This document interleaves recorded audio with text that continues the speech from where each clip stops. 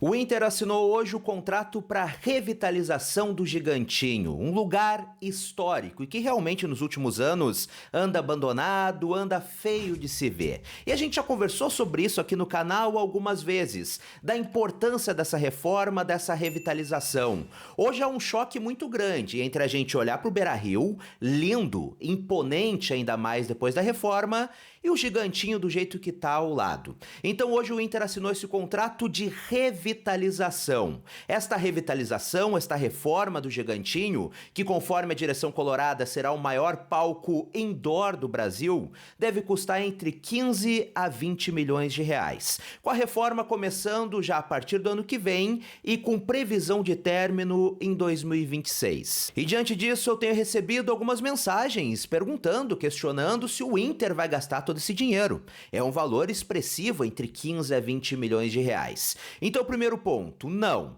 O Inter vai fazer essa reforma será feita junto com patrocinadores, junto com apoiadores. Então, este é o primeiro ponto importante. Mas eu tô falando desse assunto principalmente por outro ponto que foi falado durante essa apresentação: o retorno do futebol de salão do Internacional. Isso foi dito durante esta apresentação, durante esta assinatura do contrato. Isso porque o novo Gigantinho vai ter um tipo de piso, digamos assim, tentando explicar de uma maneira mais simples, um piso que vai poder mudar para receber tanto eventos quanto eventos também esportivos, ou seja, tanto shows quanto jogos. E foi mencionada a possibilidade do retorno do futsal do Internacional. E ao meu ver, essa é a melhor notícia envolvendo tudo isso. Óbvio que é muito bacana o Gigantinho virar novamente um ginásio imponente, uma referência não somente em Porto Alegre, mas no Brasil,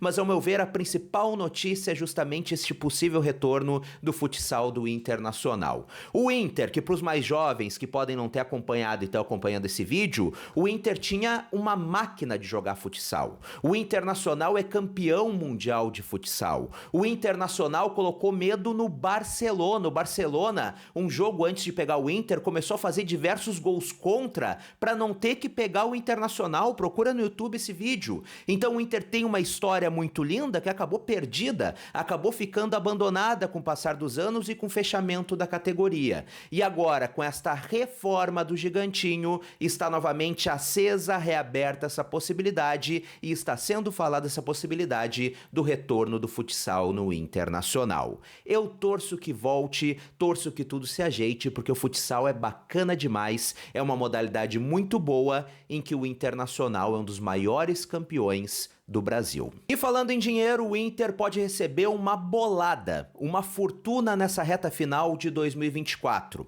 Isso porque acabar entre as primeiras posições do Campeonato Brasileiro não vale somente uma vaga direta na Copa Libertadores 2025, mas também uma premiação altíssima. Conforme projeção feita pelo portal GZH, caso o Inter termine o Campeonato Brasileiro na quarta posição, que neste momento é o objetivo colorado, terminar a competição no G4, vai embolsar em premiação do Campeonato Brasileiro mais de 42 milhões de reais. Se terminar em terceiro, embolsa mais de 44 milhões de reais. E se acabar novamente numa segunda posição, sendo vice novamente do Campeonato Brasileiro, o Inter ganha em premiação do Brasileirão mais de 47 milhões de reais. Então essa reta final do ano para o Internacional não vale somente desportivamente, não vale somente garantir a vaga direta para a Copa Libertadores da América 2025, que óbvio é o principal objetivo, o objetivo desportivo do Internacional, mas também vale muito financeiramente para um clube que nesse ano de 2024, como a gente sabe, não conseguiu bater nenhuma das metas desportivas previstas no final do ano passado e, consequentemente, não conseguiu bater nenhuma meta financeira relacionada às competições que o Inter foi eliminado precocemente. Então, se o Inter conseguir garantir essa vaga no G4, ganha no mínimo 42 milhões de reais. Muito dinheiro para uma reta final do ano que, até poucos meses atrás, não prometia nada para o Inter. E eu encerro esse vídeo contigo falando sobre Renato Portaluppi. Calma, Calma, não fecha o vídeo que eu posso explicar.